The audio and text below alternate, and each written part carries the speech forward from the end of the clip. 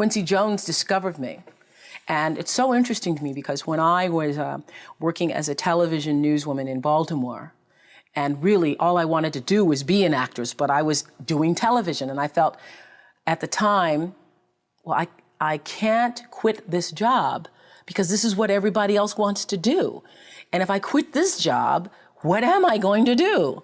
And I was going to a speech coach at the time that the station had sent me to. The broadcasting school, they sent everybody to the same woman. And I was telling her, I really don't want to do this. What I really want to do is act. And she says, my dear, you don't want to act, because if you wanted to act, you'd be doing it. What you want to be, my dear, is a star. Because if you wanted to act, you'd be waiting tables in New York. And I thought, now why am I going to wait tables if I'm already working in TV? So I said, well, what I think is going to happen is I will be discovered, because I want it so badly, somebody's going to have to discover me. And she said, you just dream. You dream, you're a dreamer. So when it happened, I called her up. I said, you will not believe this. I got discovered. And it really was a discovery. It's like one of those Lana Turner stories, only it wasn't a drugstore. He was in his hotel room, saw me on TV. It was unbelievable. So the interesting thing about that is that I truly believe that thoughts are the greatest vehicle to change power and success in the world. Everything begins with thoughts. I mean, the chairs that we're sitting in, the room that we're in, all started because somebody thought it. So I thought up The Color Purple for myself. I know this is going to sound strange to you. I read the book. I got so many copies of that book. I passed the book around to everybody I knew. If I was on the bus, I'd pass it out to people. And when I heard that there was going to be a movie, I started talking it up for myself. I didn't know Quincy Jones or Steven Spielberg or how on earth I would get in this movie. I'd never acted in my life, but I felt it so intensely that I had to be a part of that movie. I really do believe I created it for myself. I wanted it more than anything in the world and would have done anything to do it. Create the highest, grandest vision possible for your life, because you become what you believe. When I was a little girl, Mississippi, growing up on the farm, only buckwheat is a role model, watching my grandmother boil clothes in a big iron pot through the screen door because we didn't have a washing machine and made everything we had. I watched her and realized somehow inside myself and the spirit of myself that although this was segregated Mississippi and I was colored and female, that my life could be bigger, greater than what I saw. I remember being 4 or 5 years old. I certainly couldn't articulate it, but it was a feeling, and a feeling that I allowed myself to follow.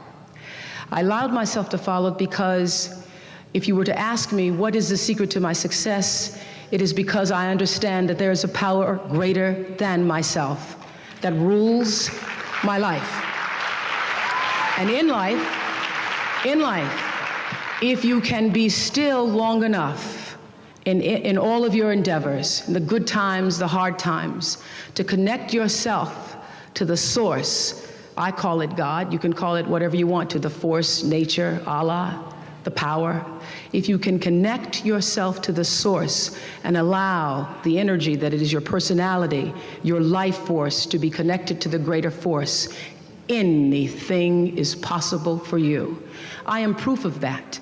I think that my life, the fact that I was born where I was born and the time that I was and have been able to do what I've done speaks to the possibility, not that I am special, but that it could be done.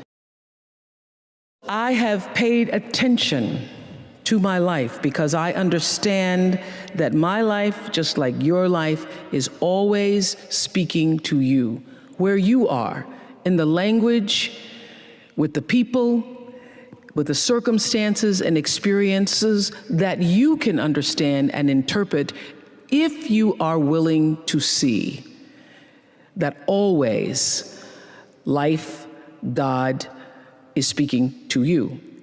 Now, it took me a while to actually really get this and to understand it, but once I did, I started paying attention to everything. And one of the reasons why I can now accept the fact that I can offer my gatherings of information and wisdom and call myself a spiritual teacher is that every single person who ever came on my show, and I hear there's like 37,000 guests I've talked to, a lot of them came from dysfunction and a lot of them wouldn't appear to be teachers, but every one of them had something to say that was meaningful and valuable and that I could use to grow myself into the best of myself, which is what all of our jobs are.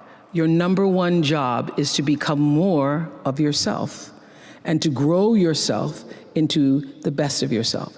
Your real work is to figure out where your power base is and to work on the alignment of your personality, your gifts that you have to give, with the real reason why you're here.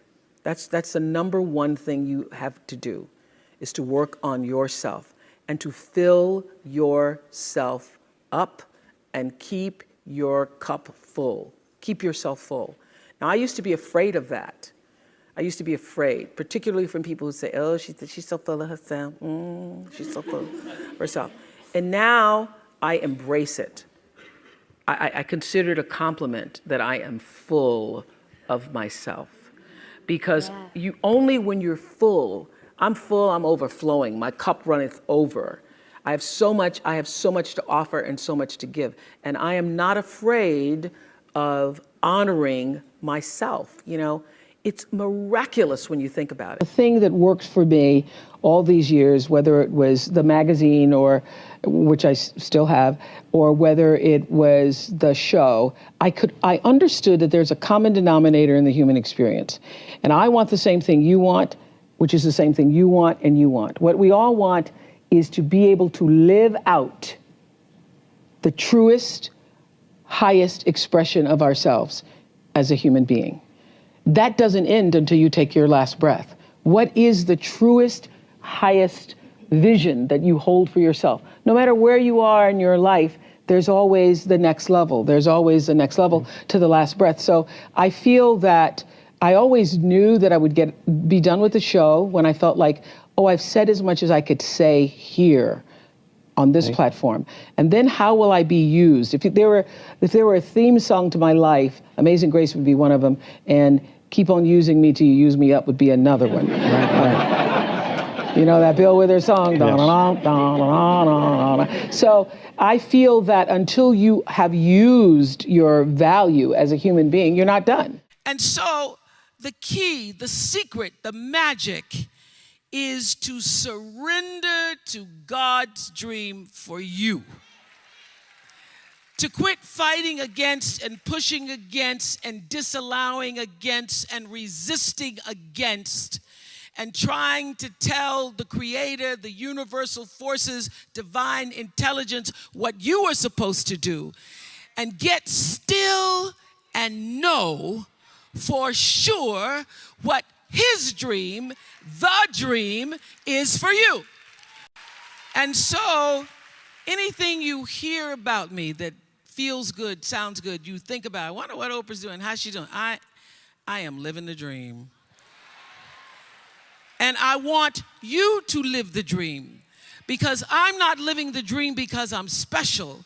I'm living the dream because I was obedient to the call of the dream.